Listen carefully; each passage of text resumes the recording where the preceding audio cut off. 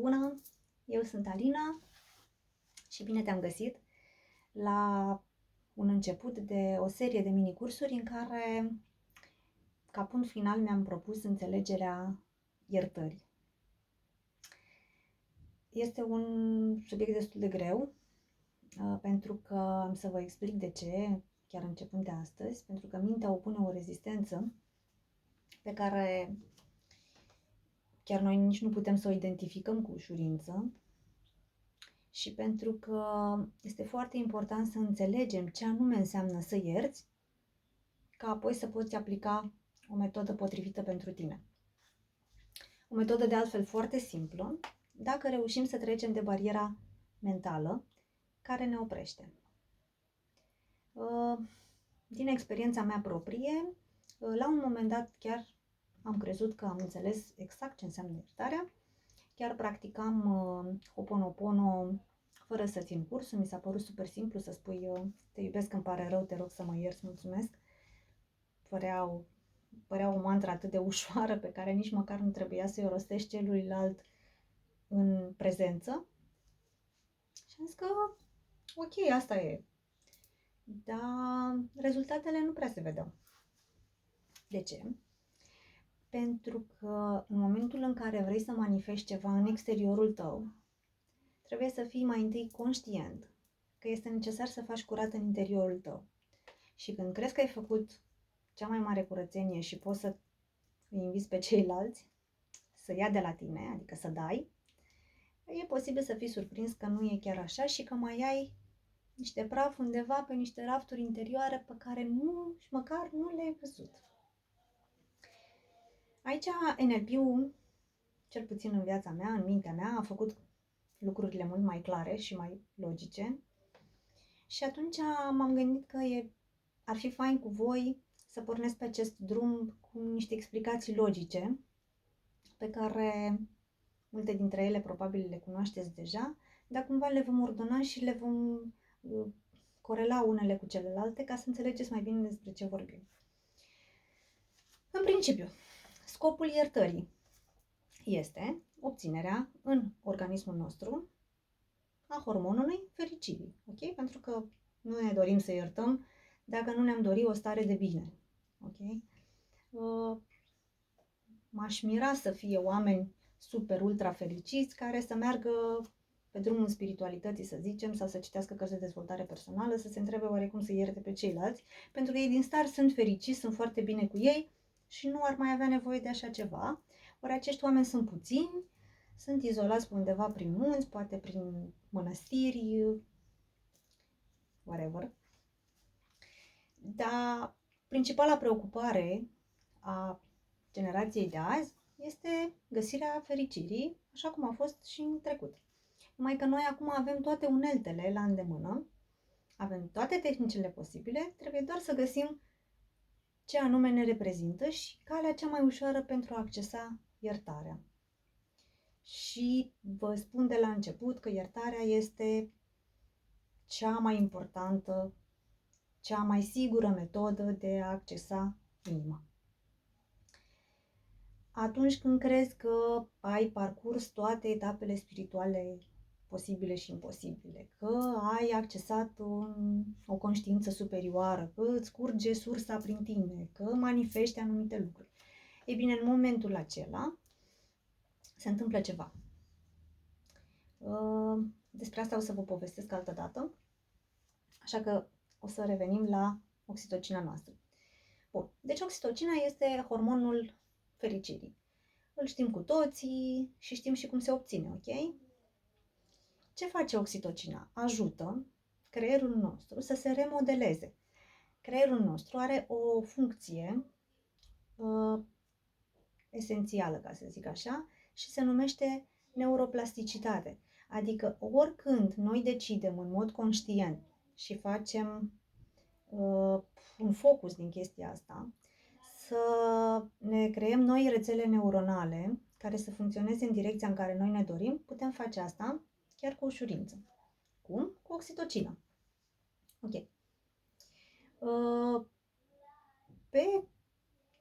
În viața noastră de zi cu zi am experimentat efectele oxitocinei în organismul nostru. O cale cunoscută de toată lumea este orgasmul intens. Nu o să facem asta astăzi și nici nu o să repetăm vreodată asta în filmulețe, dar puteți încerca acasă și în momentul în care atingeți starea de orgasm intens, să vă setați de la început o imagine a ceea ce voi vreți să manifestați în viața voastră. O imagine cu lux de amănunte. Și încercați, e posibil să vă iasă mai repede decât ați crede. A doua cale de a crește oxitocina la noi în organism ar fi ciocolata. Ciocolata dulce și în cantitate mai mare, știm cu toții că este afrodisiacă, adică ne produce acea stare de bine, de bucurie interioară, de entuziasm, de vreau să fac orice îmi apare în cale. Ok? Bun. Acum, ca să înțelegem, ceea ce noi atragem în viața noastră, conform legii atracției.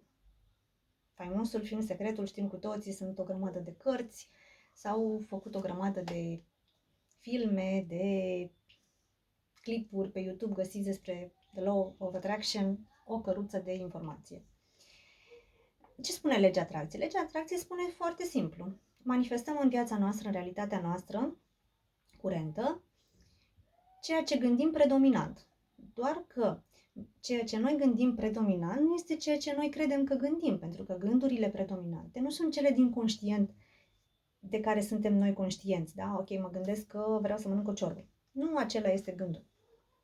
Gândul din spate este în subconștient și noi nu putem să-l auzim decât dacă ne inducem o transă hipnotică, intrăm într-o regresie hipnotică sau altă modalitate de genul acesta de a accesa direct subconștientul. Ce a observat majoritatea, de fapt toți, hipnoticienii, este că în momentul în care accesezi prin transă hipnotică subconștientul, nu mai stai de vorbă cu adultul, să zicem, persoana din fața ta, ci cu subconștientul acestuia care de fapt corespunde perioadei de 0-5 ani. Și aici este un subiect foarte vast, e vorba de copilul interior. O să facem la fel o altă sesiune de curs despre copilul interior, pentru că este foarte important ca ultim pas pe calea iertării. Bun. Deci tot ceea ce noi simțim ca emoție pozitivă și negativă este aici, în perioada de 0-5 ani. Ceea ce experimentăm după perioada de 0-5 ani are corelație directă cu această perioadă anterioară, din faza de bebeluș intrauterină până la 5 anișori. Timp în care noi ne petrecem copilăria inițială alături de părinți, în societatea în care ne-am născut, mediul exterior, învățăm anumite lucruri, învățăm să mâncăm, învățăm să stăm la oliță, mai târziu învățăm litere, tot ce învățăm noi. Dar pe lângă asta mai învățăm și reacțiile oamenilor din jurul nostru, cei mai apropiați, la diverse evenimente. Ok, deci noi practic până la 5 ani experimentăm, și chiar și până la 7 ani, experimentăm viața prin percepția celorlalți. Ok, ne uităm la mama când cădem, să vedem ce reacție are. Dacă s-a speriat, începem să plângem. Dacă mama râde, ne ridicăm și plecăm. Și tot așa. Problema este că noi nu ne mai amintim până la 5 anișori ce anume ne-a plăcut sau nu.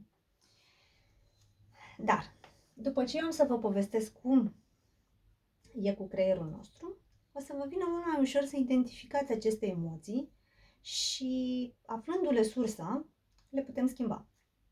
Și, practic, eu vă promit că lucrând alături de mine, peste o anumită perioadă, acum depinde și de cât de dedicați sunteți voi dezvoltării personale, o să reușim să schimbăm emoția în câteva secunde.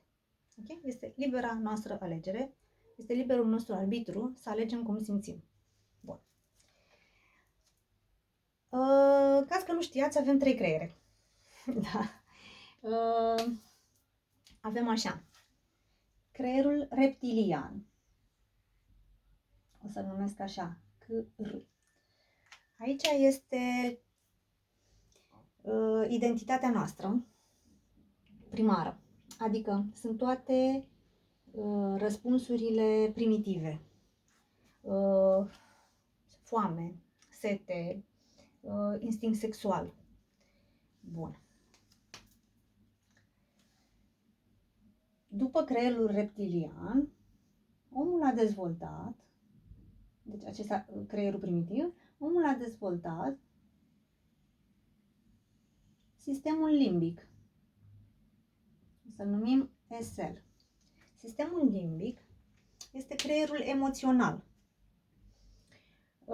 Este creierul responsabil de toate emoțiile noastre, care ulterior sunt transmise creierului reptilian. Creierul reptilian preia aceste emoții din sistemul limbic sub formă codificată. Să vă spun că, deci, există ca un fel de firewall între sistemul limbic și creierul reptilian. Preia o emoție și o traduce, da? Deci codul acela intern îl traduce și creează un răspuns. Deci, practic, aici, la creierul reptilian, avem motivație.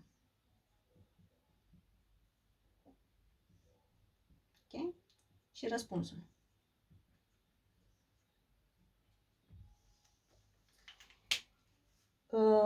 Persoanele empatice și îndeosebi super empatice, știți că există acum o nouă categorie de oameni empatici numiți super empați, au o cantitate extremă de oxitocină. Nici asta nu este grozavă, pentru că o să vă arăt că reacțiile din corp, fizice, da? Se produc la ambele extreme. Adică producem aceiași hormoni și dacă suntem într-o stare de teroare extremă și dacă suntem într-o stare de bucurie extremă, da? Și se simt reacțiile fizice la fel, transpiratul palmelor, starea de alertă, creșterea tensiunii arteriale.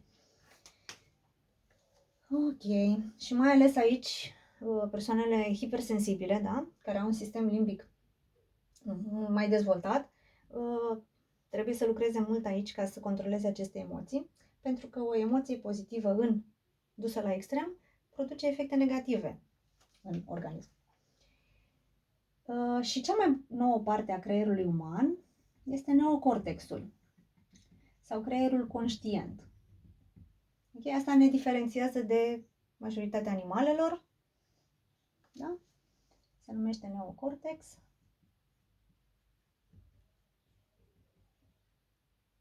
Bun. Pe aici noi preluăm informația din mediul exterior. O să vă arăt și cum. Dar nu neapărat adevărul. Deci, practic, noi putem să preluăm oricare din gândurile pe care le avem, da? Dar nu neapărat acela să fie adevărul absolut. Între toate aceste, deci între neocortex, sistem limbic și creierul reptilian, pentru că așa va circula informația, există bariere. Foarte important. Practic, noi suntem expuși în fiecare secundă la 2 milioane biți informație din mediul exterior. Ok? Creierul nostru nu poate să capteze și să magazineze atâta informație pe secundă. Și atunci ce face? Informație, da? Atunci ce face? Are 3 mecanisme. Generalizăm, omitem, da? Și distorsionăm. Astfel încât, din cele 2 milioane de biți de informație la care suntem expuși pe secundă, vor rămâne circa 134.000 biți de informație. Din neocortex, da? Asta face neocortexul. Bun. Această informație este transmisă mai departe sub forma unei reprezentări interne, adică practic se codifică informația. Pentru că, da? Și formăm o reprezentare internă care, atenție, nu este verbalizată. Această reprezentare internă, da, este în baza celor 5 simțuri pe care le avem. Văz, auz, gust, simțul olfactiv și kinestezic. Și atunci, toată informația asta pe care noi o stocăm, da, este filtrată prin acest filtru. Da? Deci aici avem primul filtru. În baza experiențelor trecute. Mai departe, creierul ce face? Ia reprezentarea internă și o compară cu ce? Cu ceea ce deja am experimentat. Da? Deci prin comparație cu trecutul.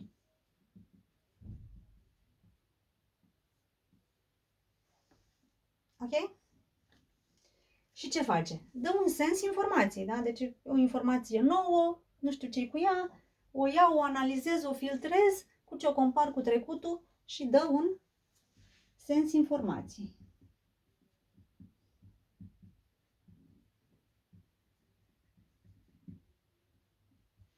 Ok. Acum, ce facem cu sensul informației? Se formează o emoție, evident.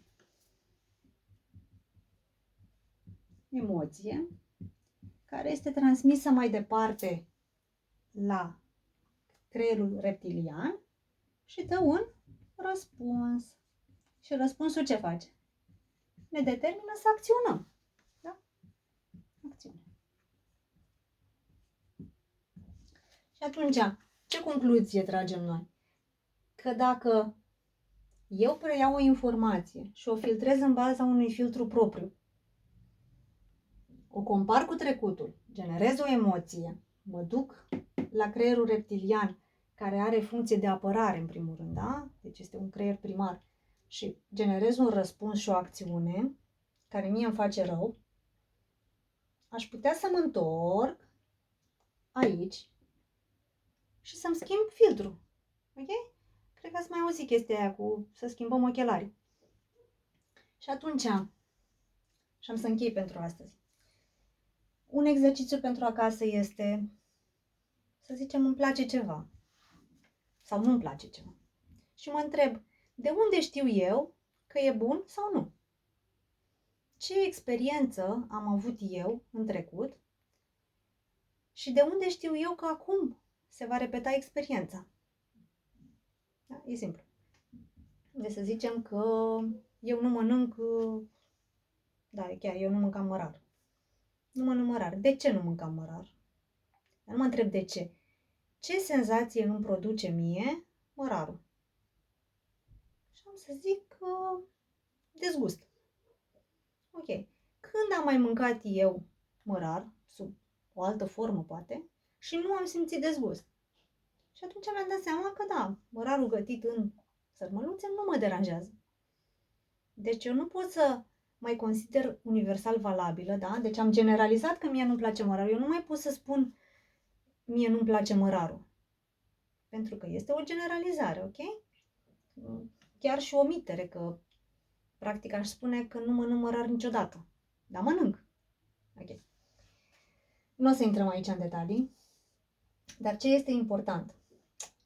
Să înțelegem, făcând acum o paralelă spre spiritualitate, este că fiecare dintre noi avem un propriu filtru prin care sortăm informația, prin care o comparăm cu trecutul nostru personal, care nu poate fi identic la două persoane sau mai multe. Okay? Suntem unici din punctul ăsta de vedere. Și ceea ce noi experimentăm nu este ceea ce noi suntem. Pentru că dacă ne-am fi născut în orice altă experiență, am fi avut, să zicem, eram în locul lui vecina, am fi trăit niște experiențe de viață complet diferite, poate asemănătoare, dar complet diferite. Ceea ce noi producem în organismul nostru este strict responsabilitatea noastră și putem schimba. Aici, pornind de la percepție. Da? Și iertarea are ca efect ulterior intuiția, care este al 6-lea simț. Și atunci În momentul în care noi o să vedem creierul nostru o să perceapă atâta informație pe secundă, noi nu o să-l mai lăsăm să funcționeze singur, adică o să îi preluăm funcțiile de control și o să sortăm informația în sensul în care să ne ajute să ne simțim bine. Pentru că dacă eu sunt, să zicem, însărcinat și dau pe Google, îmi trebuie, nu știu, ce faci când se naște copilul. Mi se dau o grămadă de pagini pe Google, infinit. Mă duc pe o pagină încă nu știu câte. În momentul în care eu am ieșit pe stradă cu gândul la bebeluș, o să vedeți, puteți să faceți exercițiul ăsta, se manifestă tot felul de chestii care au legătură cu gândul meu. Mă duc la baie la mall și văd semnul de bebeluș, care până acum nu l-am văzut. Și tot așa. Da. Cam atât pentru astăzi. Dacă aveți întrebări, puteți să mi le puneți în coment. Și eu am să revin în următorul filmuleț să vă explic mai multe cum facem aici. Pentru că asta este principalul, da? Ce anume determină creierul să generalizeze, să omită și să distorsioneze în amănunt. Pa!